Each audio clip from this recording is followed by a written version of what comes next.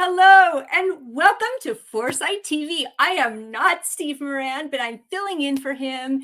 And before we bring our guest on, well, first, let me introduce myself. My name is Abby Ritchie. I'm the host of Tech Tuesday and the founder of Senior Savvy.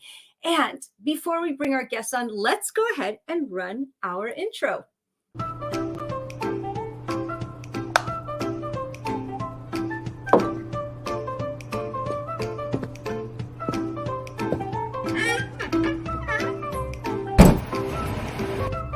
Hey guys, Steve Moran here.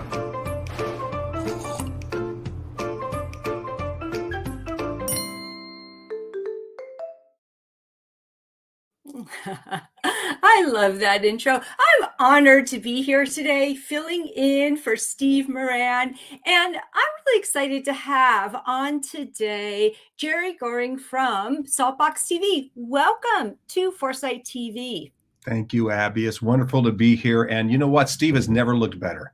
I've got to say. His hair has come back. It's great. Yeah. Thank you. But you know what? I'm going to hold up to the bar. I'm going to use a lot of hand gestures. I'm going to bring out the Italiano in me and I'm going to bring it. So yeah, I'm going to bring too. I'm ready. That's right. We're here today. So tell us if, I know you've been on Steve's show several times and actually I've been in your ecosystem for a long time too, but for those who are just getting to know you, tell us about Saltbox TV and tell us how you got involved. Oh, sure.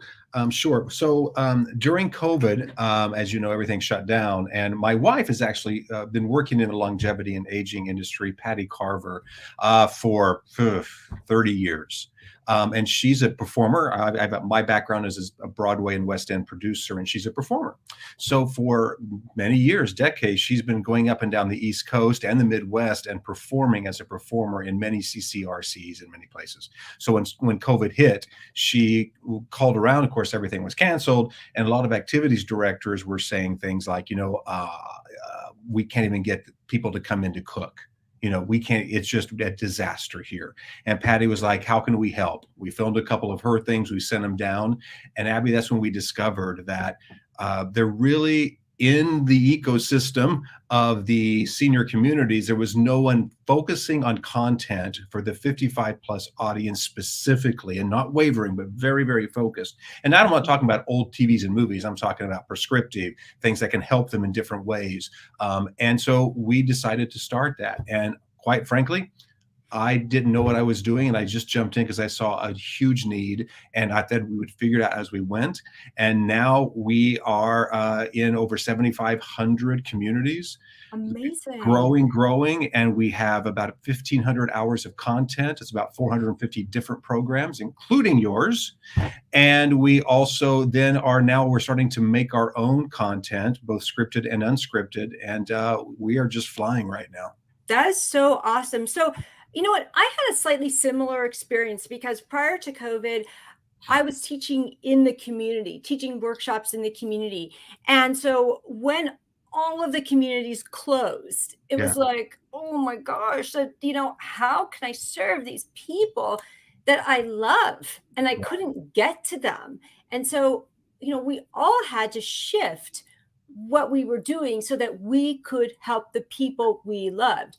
And so for me, what went from working in person to maybe 6, 7 communities went from then being able to teach on Zoom at a dozen communities and then growing from a dozen communities to a dozen states to every state and then international. Like it was, I never expected that kind of growth would come from teaching on camera, but that's what happened when you just lean into the changes, and I will tell you, like, that was not an easy pivot whatsoever, but I'm thankful for it. Yes. And it's amazing to watch how you've grown and how you have taken advantage of a very unfortunate situation where, millions have died, and we found a way to help people in our own little world. And, if nothing else, we know that there are some people that we help better their lives, even if it's just for a few moments. Indeed. So I know firsthand that your platform has changed so much in the past 2 years. So tell us where you are right now. Yeah, so I think we first started as I was learning how to do this. We just gathered a bunch of pre-existing movies and TV and things like that, right? Just get it on there so people have something to watch. That was number one. It was free. That's a big thing. Mhm. No barriers. There's no passwords. No one has to worry about any of that stuff. Just click and watch like old-fashioned network TV, right? Okay, that's something I've got to pause you right there because that's something I really, really like about your platform. Mm. When I was explaining it, there's no passwords. You could just go on Yeah, and start watching because that whole password account thing gets very complicated for a lot of older adults. you bet. It really, really does. And, and for us, it's a long-term investment. So Mhm. myself and Patty and some of our investors from Broadway, we put the money in to make all this happen, knowing that at some point, and we're probably talking year 2 or 3, which is this year, by the way, it's already been 2 years. Our commercials will then start to generate revenue. And that's Mhm. everybody asks me, how do you pay for everything? Well, we haven't paid for anything yet, but we're about ready to because we're have so many people that are enjoying the service. So that's how it started. And now once we got to meet people in the communities, from the Jack Yorks of the world all the way down to all the on Jedem, and everybody that we have met, become really good friends with, we've learned what could be missing in this world. A lot of it's educational, a lot of it's prescriptive. So now we're working with a lot of professionals in all those areas, and we're making new shows. So that's now where we're growing. And finally, Abby, I get to start using my Broadway Rolodex and start having scripts written and bring in stars. And we're hoping by summer to have our first scripted TV show done for Saltbox that may go on other platforms also. Wonderful, wonderful. Well, I'm eager to hear a little bit about the news. Tell me about that. I'm sorry, say that one more time. The news? The news? Yeah, did you say you're going to be doing news?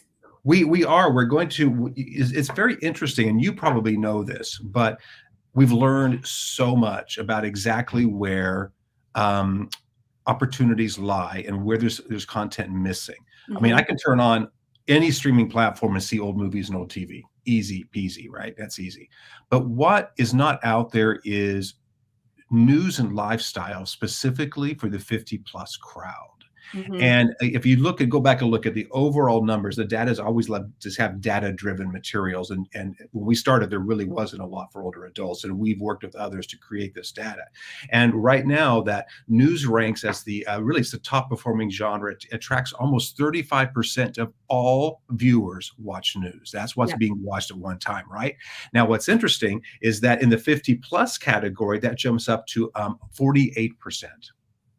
It is a Amazing. huge. So now let's take a step back and go, wait a minute. Okay, what do we watch? If we're conservative or we're liberal, we all feel we're getting biased news. We're just being fed stuff. It's not real news. And more importantly, me being nearly 60 years old, there are not news programs out there that really can help me in my life right now. And we're talking things like what? Like news that matters, Yeah. breaking from all the craziness, or more importantly, like health and wellness, Yeah. financials. Like we have a financial show we want to create that's about like what do you do with your legacy, with your living wills, with all of that, right? How do you transfer from a home to a CCRC or assisted living? What happens to your family? And then all of these elements, somebody needs to start talking about in an organized way where Yeah. people know where to go to watch it. So we're seeing huge opportunity, and I think we're really going to lead into the news and lifestyle space. Yeah, it seems like it's so necessary and would be really something that people would want to watch. Tell me, on your platform right now, what are some of the most popular Hmm. categories, some of the most well-received shows? Such a good question, and ironically, it hasn't changed a lot from the beginning when we started. Personally, I thought everyone would come on to see my shows about dementia, come on and see my shows about stuff that really matters, right? And they Mhm. come on and they first start watching I Love Lucy, or they start watching all the fun retro shows that take us back to a time when we felt better about ourselves and more Mhm. innocent time in life. So, quite honestly, the old classics are the ones that people love to watch. Yeah. What we've noticed is that once people watch that, they start exploring, and then they find your show, Yeah. or they find, Dr. Macy Smith's show, or there's a bunch of industry shows that we have on right now that they tend to find. We also find that time of the day matters. Okay. If it's during the day, they will find those more prescriptive and educational and travel, those kind of shows. But in the evenings, everybody flips to entertainment. Okay. Yeah, it makes sense. Just makes sense. I like it. I like it. So, what have been some of the big growth spurts that you've had in the past year that you're really excited about? Hmm. I would say it's really about the industry in the Hollywood world. Hmm. We've been preaching this now for 2 years that there's this huge market of 55 plus that no one's paying attention to. But at the beginning, it was like, no, no, no. We need 18 to 34-year-olds. That's where we always go for. That's where the ad money is. That's where the eyeballs are. But now the stats have been showing something completely different. And Finally. finally, right? And so Right. we're just holding that up, we're celebrating it, and we're saying, "Hey, Hollywood." And so Yeah. what's happened now, Abby, are all these creators, these older artists, these older cinematographers, storytellers, they're all saying, "Wait a minute. No one has called me for 10, 15, 20 years to write something because I'm too old. Can I do something for you?" And I'm like, "Yes, you can." And so that's the biggest change we're seeing. Okay. I want to talk about Ed Asner. I know that he was kind of the face for Saltbox TV, Yeah. right? Yeah. And you probably had a close relationship with him because of that. So, talk to us about that. How did you establish that relationship? I've actually known Ed, I knew Ed for probably 10 years. Being in the kind of Broadway theater world, you get to get a lot of friends like Ed Asner, and it's just, I'm blessed. So I first met Ed. I do a lot of academic work too. I do a lot, love students. I love to teach students. And so we had a program at a wonderful facility in Fairfield, Connecticut, Sacred Heart University, that we called our American Legends series. And it's kind of like an actor studio. And I would bring all these famous people in, and we would talk and do film clips and have big Awesome. audiences, and it was like amazing. Mhm. And Ed, that's how I first met Ed, is he was a guest on with me on that live program. So we stayed friends, and we just stayed friends through the years. And as I was talking to him about during being of COVID, I called him and we started talking about this, and he was telling me about what he was doing. And I'm just going to brag about Ed Asner for a minute. Yeah. So this is a man, as you know, very accomplished in film, TV, stage. But what I love about Ed since the day I've known him is he always fights for the underdog. He Oh, I was love that. always there if somebody was in where they're being, put into a box culturally or religion or anything that felt like they were being suppressed. Ed would stand up for them, and had made some enemies in Hollywood because of that. He was put on a blacklist for a while. But here's how strong this man was. For 10 years, I may have that date wrong, 8 years, a long time, he was president of the Screen Actors Guild, Uh-huh. his own union, right? He was done with that. But a few years ago, I guess it was right before COVID, the union had some challenges and made some according to Ed, made some bad choices with the residual payments and how they were counting money. I don't know the details, but the result was a lot of older artists and members of SAG lost their health care. They Oh. lost some of their pension. They lost some of the benefits that Mhm. they had in the union because they started counting money differently and what counted. So here's the past president, Ed Asner, saw him and a lot of his friends who were kind of, not doing well with the union. So what did he do? Hmm. He filed a class action suit on behalf of him and his friends against the union he used to be president of. I mean, that's amazing. Blows my mind what kind of a man this was. And he, through the years, became a great friend. When I said, "Hey, Ed, we're doing this for older people," he was like, "Yeah, they don't." And he told me so many stories how he got, really blackballed in Hollywood, how nobody calls him anymore. And he Mhm. became such a voiceover artist because of this, right? With Yeah. Up the movie and all those great things he did. And he was like, "What can I do to help?" And I said, "You want to be our spokesperson?" And there we go. That's so good. So, there's so much to be said about leveraging the wisdom, the talent, and just like the wealth in the older generation that Mm. often gets discarded. And I see this happening all the time. And so to be able to bring back these greats and to not just the videos or the TV shows, but the actors, the cinematographers, and the directors and the storytellers. Like, I love that because there's still a whole nother third act in there, don't you think? Completely, and we're just disregarded. And I think you hit it right on the head, Abby. It's the fact that we can give people a platform and a chance to tell those stories. Mhm. And look, we're starting as humble as we possibly can. Yeah. And as we grow, and we're getting on more platforms now than Saltbox. You know, a lot of larger platforms we're talking with now because they're starting to recognize this audience, and we're the only ones out there really only focused on that audience. This opens the door for new creators, for more of these great people to come forward, leave their homes, do what they have had spent decades training to do. And quite frankly, they're so much better than all the 25-year-olds running around, quite frankly. Yeah, I at Senior Savvy, the company that I run, I do have a lot of tech support specialists that are recent retirees. They want to continue working, not a whole lot, but just a little bit, and continue giving. And they're so skilled and so self-managed that it makes a ton of sense to continue them in the workplace. And they're so disregarded. It makes me angry. Okay, Yeah. so you mentioned some other platforms, some bigger ways of gaining exposure for Saltbox. So what's on the horizon for you, and what are you looking to in terms of just expanding that? Good questions. I have to be careful because we're in the moment of now making deals, and we have a lot of NDAs floating around me right now, which is a good thing. I can say this, Mm-hmm. that my goal, everyone here at Saltbox TV, our goal is to continue creating, but more importantly, make sure that we can be as easily accessible in homes as possible. Yeah. And that's for the older adult. My parents were in their mid 80s.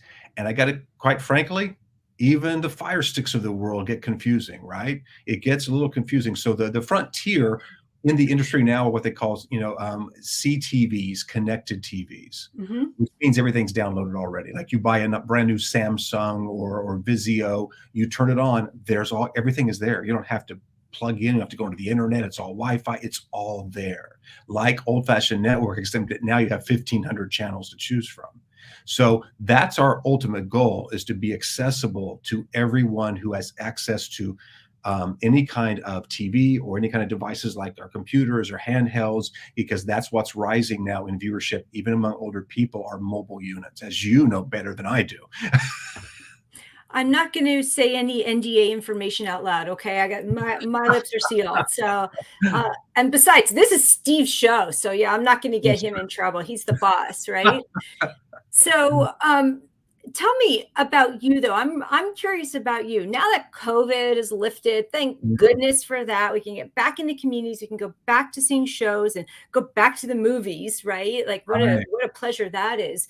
What about for you? What are some things on the horizon that you're looking forward to? I think, because I came from Broadway, I'm excited to get back with my friends and get back to doing that. As a matter of fact, I mentioned before we got on the air, I just got back from LA. So my first post-COVID show, and you may know this show, Abby, it's a musical that was a huge hit in the early 90s called The Secret Garden. Mm-hmm. Based on the book, the classic, turn of the century book. It has not been revived. And I worked with the authors, the great Pulitzer Prize winning Marcia Norman and Lucy Simon, whose sister Carly Simon and her did tons of music through the years as the Simon sisters. They wrote this, won multiple Tony Awards, and we're reviving it. So it's opening and doing its Broadway tryout in Los Angeles at the Amundsen Theater. That's the big Broadway house there. And it's from end of February through March. And then once we work on it there, then it'll make its way to New York. So I'm kind of getting back in that world, but now I get to tie Saltbox TV to that and somehow to make it work so it all works together. Yeah. Wonderful. Yeah, you put a big smile on my face. You could probably tell that because I grew up in Los Angeles and also grew up attending a lot of Broadway productions. My parents and my grandparents were it was really, really important to them to take us to see as many plays and musicals as possible. So we were at the Pantages and at the Schubert Theater a lot. And it was just always a big family thing that we would do. So yeah, I'm really glad to know that. So what about for Saltbox? How do you see it in terms of senior living?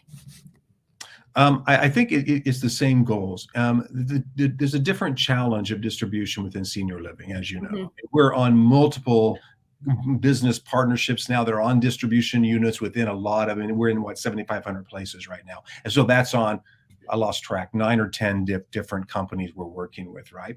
But each Yeah. company is different. They have their own huge strengths. They have their own way they distribute. And Mhm. some of them are only, a couple of TVs or tablets or something in each venue, and some were on in every room. My ultimate goal for communities is for all the residents to have as much flexibility, as many choices, as many options as they can within their own living environments, so they don't necessarily have to go to the community room to watch something, or to have a special piece of equipment to watch something. So all that's wonderful. I love everyone who does this, because they open up new worlds. But in Mhm. our case, accessibility and Yeah. ease of operation is key for anybody being able to enjoy what we do. Indeed, it is. And I know at CES this past year that that is a huge focus, accessibility and focusing on the age tech innovation as well. Right. So I wanted to ask you though, how do your parents feel about Saltbox? That's a good question, because they're my beta testing, you know. Yeah, me too. They're my beta testers too. So Yeah. how do they feel about Saltbox? I'm going to be as honest and kind as I can right now to myself, Okay. because I'm in Connecticut. We're based in Connecticut. I'm a Wichita, Kansas boy, so my family's still back in Wichita. So I can't like sit in the living room with them most of the time and say, "Hey, Okay. here's how you do it," right? So Hmm. we do a lot of FaceTime to try to figure it out. Mom will figure out, because now they have to get us on some device. They've downloaded the app, which you can do through, Fire Stick or Roku or one of those, so it's on their TV. But then you have to turn on the app, you have to hit it, and then you have to go to the guide and you have to look for shows. Hmm. And that's where we run into problems. So they love what we're doing and they go, "Oh, there's that show. I'm so glad you helped me find it." But I Hmm. use them for testing. And I'm like, "Wait a minute." It's hard for them to find stuff, even though we've limited what we put on. So it's easier. It's Yeah. not easy enough.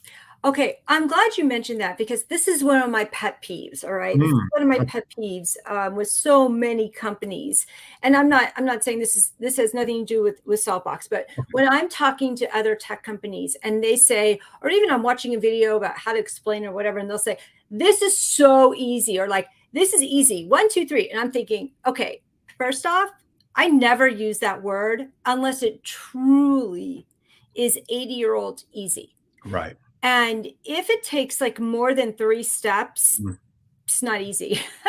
I It's agree. not easy. And there are a lot of technologies and a lot of apps and a lot of websites I discount entirely. You will never hear me mention these ever Mm. in my workshops or with my students. They will not get mentioned at all if they're not easy to use. Well, you're so right, and with thinking about what's coming up next for us. Now you're really getting into the weeds with me, but you'll play with me here. So, what we are transitioning, as we're starting to lean into more news and lifestyle, because we see people want that, we're also going to lean into what they call fast channels, which are pretty much like, because right now we're like Netflix. You go choose a movie, you hit play, and you play it, right? Mhm, Well, a lot of people just want to turn on the TV set and just watch it, right? mhm. So fast channels are much like you would see on Sling or Pluto. Here's, the movie channel. There's one movie after another, right? Like a TV station. We are transitioning to add that to our programming, so somebody can go to a Pluto, hit Saltbox TV, and we have financial in the morning, then you have news, and you have a fitness show, then you have a movie, then you have a talk show. So it becomes more mainstream. So again, back to our original thing, it's easy. I And might like, How do we make it easier, right, Abby? yeah, you model what they already know. That's how you make it easier by following the TV guide model.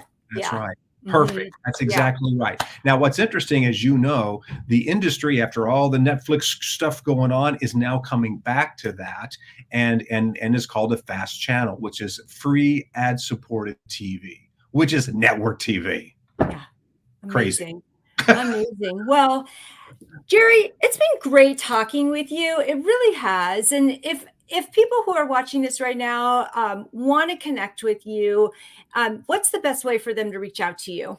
Oh, the easiest, go to the website, saltboxtv.com. All of our information is there, phone number, email. I read and see everything. So that's it. And we're small. I know my parents would say, Saltbox? What's a Saltbox?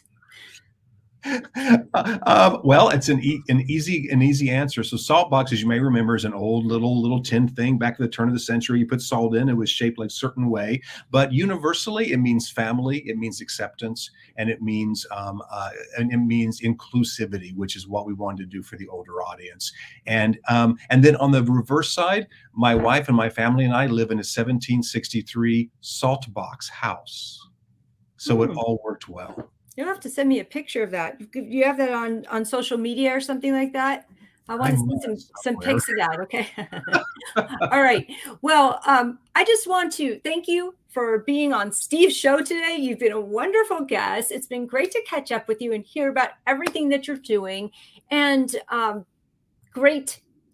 Keep up the good work. I can't wait to see what you've got coming next. And hope everyone has a wonderful week, and I'll see you guys on Tech Tuesday. Okay. Bye. Thank you, Bye.